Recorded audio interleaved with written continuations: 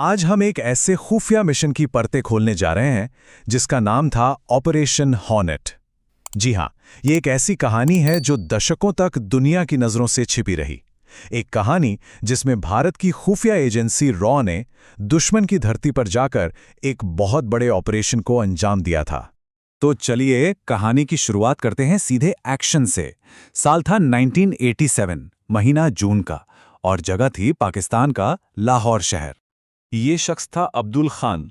जैसे ही वो नमाज पढ़कर मस्जिद से बाहर निकला और अपने घर की तरफ बढ़ा, पाकिस्तानी रेंजर्स की वर्दी पहने दो लोगों ने उसे रोक लिया। हवा में ना एक अजीब सी टेंशन थी। देखिए, ये कोई आम हमला नहीं था, ये एक बेहद प्रोफेशनल और सटीक हिट थी। कुछ ही सेकंड में अब्दुल खान जमीन पर था और वो दो रेंजर्स, असल में वो रॉ के एजेंट थे और उनका निशाना था आईएसआई का एक टॉप टेररिस्ट हैंडलर। ये भारत के एक बहुत ही सीक्रेट मिशन का क्लाइमैक्स था। तो सवाल यही उठता है कि आखिर ये सब हुआ कैसे? भारतीय एजेंट पाकिस्तान के इतने अंदर जाकर दिन दहाड़े ऐसा ऑपरेशन कैसे कर पाएं? इस सवाल का जवाब जानने के लिए हमें कहानी की शुरुआत में जाना होगा, जहां इस पूरे ऑपरेशन के बीज बोए गए थे। चलिए टाइम में थोड़ा पीछे चलते हैं, 3 साल पीछे। 1984 में ये वो दौर था जब पंजाब में खालिस्तानी आतंकवाद अपने चरम पर था और इसकी जड़ें भारत से बाहर थीं। और इस समस्या का सेंटर था लंदन, जहां से एक पूरा टेरर नेटवर्क ऑपरेट हो रहा था और इसे सीधी मदद मिल रही थी पाकिस्तान की खुफिया एजेंसी आईएसआई से। भारत की बाहरी खुफिया एजेंसी यानी रॉ इस नेटवर्क पर लगातार नजर बनाए हुए थी। रॉ के एक एजेंट थे संजीव जिंदल। उन्होंने अपने एक ब्रिटिश इमिग्रेशन सोर्स क्लार्क ली की मदद से इस नेटवर्क के 4 बड़े खिलाड़ियों की पहचान की। ये वो लोग थे जो पर्दे के पीछे से भारत के खिलाफ पूरा खेल चला रहे थे। जिंदल उस वक्त पेरिस में अंडरकवर थे। वो लगातार इस नेटवर्क पर रिपोर्ट बनाकर दिल्ली भेज रहे थे, लेकिन दिल्ली से कोई जवाब नहीं आ रहा था। उनकी फ्रस्ट्रेशन बढ़ती जा रही थी। वो देख रहे थे कि लंदन में जब भी कोई मीटिंग होती, उसके कुछ ही दिन बाद पंजाब में एक बड़ा आतंकी हमला हो जाता और दिल्ली एकदम खामोश थी।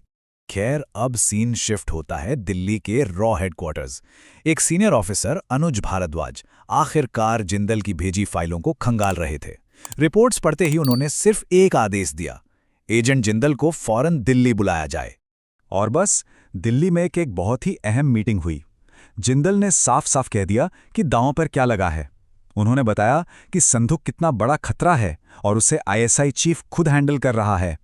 उन्होंने अपना पूरा प्लान पेश किया। भारद्वाज ने प्लान सुना और मिशन को हरी झंडी मिल गई। इस मिशन को कोड नेम दिया गया ऑपरेशन हॉर्नेट। इसकी स्ट्रैटेजी 2 हिस्सों में बटी थी। पहला था इंटेलिजेंस इकट्ठा करना, जिसकी जिम्मेदारी एजेंट मोहन और क्लार्क ली को मिली, और दूसरा था गुप्त कार्यवाही, जिसकी कमान खुद एजेंट जिंदल के हाथों में थी। एजेंट मोहन को खास तौर पर ऐसे ही हाई रिस्क मिशनों के लिए ट्रेन किया गया था। लेकिन सवाल ये है कि इस मिशन के लिए जिंदल ही क्यों? इस बात को समझने के लिए हमें 2 साल और पीछे जाना होगा, वियना। वहां जिंदल ने दिल्ली की इजाजत के बिना एक ऑपरेशन को अंजाम दिया था जिसने उनकी काबिलियत साबित कर दी थी। वियना में भारत के खिलाफ एक आतंकी फाइनेंसर था आसिफ खान। जिंदल जानते थे कि उसे सीधे गिरफ्तार करना नामुमकिन है, तो उन्होंने एक प्लान बनाया, खामोशी से सफाया। उन्होंने अपनी एक ट्रेंड एसेट सोफी का इस्तेमाल किया और आसिफ खान को जहर दिलवा दिया। इससे ये तो साफ हो गया था कि जिंदल नियमों से बंधकर काम करने वालों में से नहीं थे। चलिए अब वापस आते हैं ऑपरेशन हॉर्नेट पर। यहां से वो फेज शुरू होता है जहां रॉ ने एक एक करके बड़ी सफाई से इस आतंकी नेटवर्क के हर खिलाड़ी को ठिकाने लगाना शुरू किया। टीम ने सबसे पहले साइकोलॉजिकल वॉरफेयर का इस्तेमाल किया। हरबख्श सिंह का एक चचेरा भाई था, अमरजीत सिंह। उसे तोड़ने के लिए गुड कॉप बैड कॉप वाली रणनीति अपनाई गई। एक तरफ एजेंट मोहन का गुस्सा और दूसरी तरफ क्लार्क ली का शांत ऑफर। जाहिर है अमरजीत टूट गया और बस यहीं से इंटेलिजेंस का एक पूरा जाल बुनना शुरू हो गया। अब्दुल खान का माली तारिक सिद्दीकी रॉ का एसेट बन गया। वो खान के घर आने जाने वालों की जानकारी देने लगा, यहां तक कि उसके घर से खत और लिफाफे भी सप्लाई करने लगा। इन्हीं में से एक लिफाफे से बैंक स्टेटमेंट मिली और पूरे नेटवर्क की फंडिंग का पता चल गया। अब इंटेलिजेंस तो आ गई थी, एक्शन का टाइम था। जैसा कि इस स्लाइड में हम देख सकते हैं, रॉ ने एक एक कर सबको निपटाया। सबसे पहले अगस्त 1985 में नेटवर्क के फुट सोल्जर हरबख्श सिंह को पाकिस्तान में एक स्टेज एक्सीडेंट में खत्म कर दिया गया। फिर मार्च 1986 में पैसे देने वाले फाइनेंसर अवतार सेठी को दबोचा गया और आखिर में नवंबर 1986 में मेन लीडर BN संधू को लंदन में गिरफ्तार करवा दिया गया। ये एक लंबा और बहुत धैर्य से किया गया ऑपरेशन था। लेकिन रुकिए, कहानी में एक और बड़ा ट्विस्ट बाकी था। सेठी ने जम्मू खोला तो एक ऐसी बात पता चली जिससे दिल्ली में भी हड़कंप मच गया। भारत के अंदर 27 लोग, जी हां 27 लोग इस नेटवर्क के लिए काम कर रहे थे। सोचिए, खतरा सिर्फ सरहद पार से नहीं था, वो तो घर के अंदर ही बैठा था। इस जानकारी पर फौरन एक्शन लिया गया। पूरी लिस्ट गृह मंत्रालय को सौंपी गई और एक सीक्रेट साइलेंट क्लीनअप ऑपरेशन शुरू हुआ। नतीजा, उन 27 में से 18 लोगों को खामोशी से खत्म कर दिया गया। ये भारत की धरती पर एक बहुत ही सख्त जवाबी कार्रवाई थी। और अब कहानी घूमकर वहीं आ जाती है जहां से हमने इसे शुरू किया था, लाहौर में। लेकिन इस बार हमारे पास पूरे ऑपरेशन का कॉन्टेक्स्ट है, हमें पूरी कहानी पता है।